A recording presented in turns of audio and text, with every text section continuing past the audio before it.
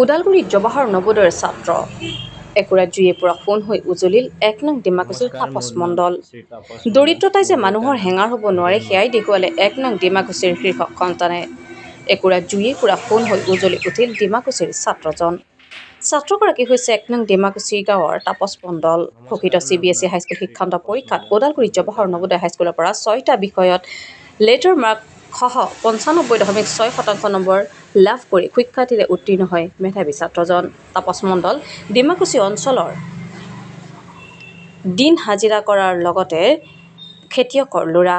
ধীৰেন মণ্ডল আৰু মাতৃ ভাৰতী মণ্ডলৰ জ্যেষ্ঠ ল'ৰাক বহু কষ্ট কৰি পঢ়ুৱাইছিল ধীৰেন মণ্ডলে। ঘোষিত CBSE ফলাফলত তাপস মণ্ডলে সমাজ বিজ্ঞানত ১০০ৰ ভিতৰত ১০০ নম্বৰ লাভ কৰাৰ লগতে ইংৰাজীত ৯০, গণিতত ৯৭, বিজ্ঞানীত ৯৬,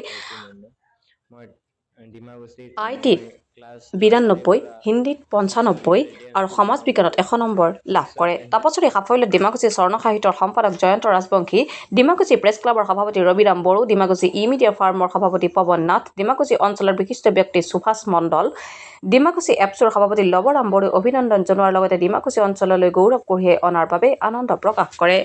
তাপস মণ্ডল জৱাহৰ নৱোদয় বিদ্যালয়ৰ ওদালগুৰিৰ ছাত্ৰ আছিল। নমস্কাৰ, মোৰ নাম শ্ৰী তাপস মণ্ডল। মোৰ দেউতাৰ নাম ধীৰেন মণ্ডল আৰু মোৰ মাৰ নাম ভাৰতী মণ্ডল। মই ডিমাকুছিত ক্লাছ নাৰ্চাৰীৰ পৰা 6লৈকে ৰেডিয়েন্ট স্কুল ডিমাকুছিত পঢ়িছিলোঁ। 6ত এন্ট্ৰেন্স এক্সাম দিছিলোঁ JNBST। তাতে পাছ কৰাৰ পিছত 6ৰ পৰা 10লৈকে তাতে পঢ়িছিলোঁ নৱোদয় স্কুলত। মেট্ৰিকত 95.6% লাভ কৰিছোঁ।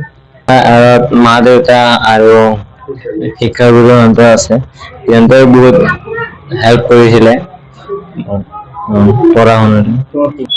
ভৱিষ্যতে মই ইঞ্জিনিয়াৰিং কৰিম বুলি ভাবিছোঁ। বন্ধুহঁতে সহায় কৰে, যিটো আমাৰ ক্লাছমেট কেইটা কিতাপ সেইকেইটা লগত সহায় কৰে। যিহেতু মই ক্লাছ 10ত 95.6% লাভ কৰিছোঁ, এইটোৱে ক'ব বিচাৰোঁ যে ফাৰ্ষ্টৰ পৰা কৰি থকাটো বেছি ভাল। এক্সামৰ আগত পঢ়াটো পিছত অলপমান বেছি প্ৰেছাৰ হৈ যায়, যিহেতু ফাৰ্ষ্টৰ পৰা পঢ়ি থাকিলে ইমান প্ৰেছাৰাইজ নহয় আৰু ফাৰ্ষ্টৰ পৰা পঢ়ি থাকিলে ইমান চিলেবাছতো ইমান টেনচন নহয়। যিটো সময় পায় সময়টো বৰবাদ নকৰি পেলাই সেইটো সময়তে। মোৰ নাম ধীৰেন মণ্ডল, মোৰ ল'ৰাৰ নাম তাপস মণ্ডল। তাপস মণ্ডল মোৰ ডাঙৰ ল'ৰা আৰু তাৰ সৰু এজন আছে মুকেশ মণ্ডল। সিও পঢ়াত খুব ভাল। মইতো স্কুলত ক'ব গ'লে যোৱাই নাই বুলি সেনেকৈ ক'লেও চলে। তথাপি মই বহুত সৰুৰ পৰাই ভাবি গৈ ইমান আগবাঢ়াই আনি আছোঁ। ফাৰ্ষ্টত 3 বছৰৰ পৰা মই ৰেডিয়েন্সত দিছোঁ। তাৰপিছত মই বাহিৰত গুচি গৈছোঁ কেৰেলাত। এইখিনি ঘৰৰ কাম কৰি স্কুলটো চলাব নোৱাৰে। তাৰ পৰা অলপ টকা পইচা আনি তাৰপিছত ঘৰত অলপ খেতি বাতি কৰি আছোঁ। খেতি বাতিৰ পৰা অলপ সিহঁতকো দিব লাগে, আমাৰো ঘৰ সংসাৰটো চলিব লাগে। তথাপি ঋণ ধাৰ লাগি যায় মাজে মাজে বহুত। এনেকৈ আগবঢ়াই লৈ যাম বুলি অলপ পৰিশ্ৰম কৰি আছোঁ এতিয়ালৈকে। এই বিষয়ে মানে পইচাৰ কাৰণেতো মই অভাৱত পৰি গৈছিলোঁ। এইফালে স্কুলৰ খৰচা চলাব লাগিব, ঘৰ চলাব লাগিব। মোৰতো ভালে, চবে ভাল কৈ আছে, মোৰো ভালে লাগি আছে। চবে ভাল ক'লে মোৰো ভাল। মইতো ভালে কৈ আছো, এতিয়া চবকে ভালে কৈ আছো। বজাৰত কিমান মানুহে সুধি থাকে